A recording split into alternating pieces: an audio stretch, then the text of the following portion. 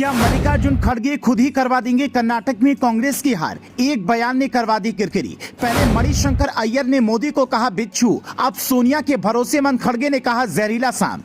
क्या ऐसे नेताओं को मोदी देंगे कभी जवाब? अनपढ़ कहें या डिग्री मांगे, हर बात पर रहते हैं चुप, आखिर क्यों?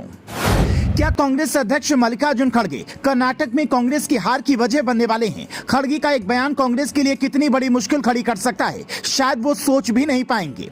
आप अगर पीएम मोदी के समर्थक हैं तो शायद ये बयान सुनकर आपको गुस्सा भी आए। पहले बयान सुनिए, फिर बताते हैं ये एक बयान कांग्रेस को कितना भारी पड़ने वाला है या किसी फायदे की गुंजाइश है।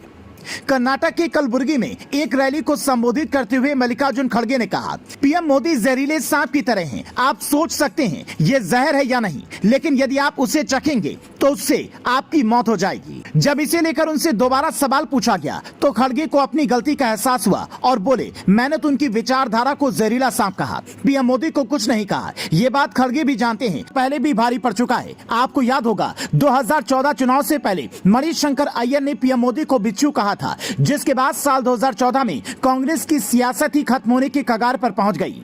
अब 2024 चुनाव से ठीक एक साल पहले कांग्रेस अध्यक्ष खड़गे का ऐसा बोलना बड़ी मुश्किल खड़ी कर सकता है। एक तरफ प्रियंका गांधी कर्नाटक में डोसा बनाती दिखती हैं, उन्हें वहां की वोट बैंक की चिंता होती है, तो दूसरी तरफ कांग्रेस पार्टी के अध्यक्ष देश के प्रधानमंत्री के लिए ऐसी बातें कर सियासी मिजाज ही पलट देते हैं। कहते हैं वक्त खराब हो तो जीती हुई बाजी भी हाथ से निकल जाती है। कांग्रेस के कुछ नेता चुनाव से पहले जमकर पसीना बहाते हैं, लेकिन वोटिंग से ठीक पहले बवाल कर देते हैं। कुछ न कुछ ऐसा बयान दे देते हैं या ऐसे सवाल खड़े कर देते हैं जिससे पब्लिक उनके खिलाफ हो जाती है। सर्जिकल स्ट्राइक से लेकर सेना पर सवाल उठाने तक का खामियाजा शायद कांग्रेस आज तक भुगत रही है। कांग्रेस हो या पूरा विपक्ष, उसने कभी भी राष्ट्रवाद की भावनाओं को आगे बढ़ाने वाली बात खुलकर नहीं की। यही वजह है कि राष्ट्रवाद के मुद्दे पर बढ़ रही बीजेपी का उनके पास कोई तोड़ नहीं बचा है, बस विरोध करते हैं।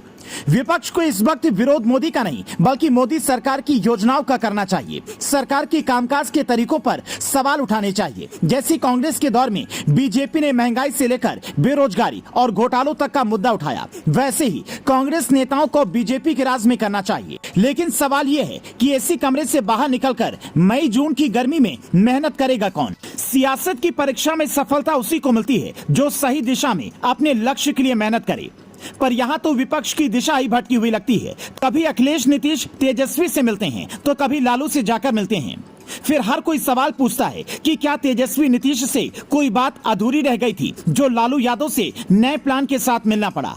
आप इस तस्वीर पर क्या कहेंगे, कमेंट में बता सकते हैं। और साथ ही ये भी लिखें कि खड़गे का ये बयान कांग्रेस को कितना नुकसान पहुंचा सकता है। Bureau report, leading Bharat TV.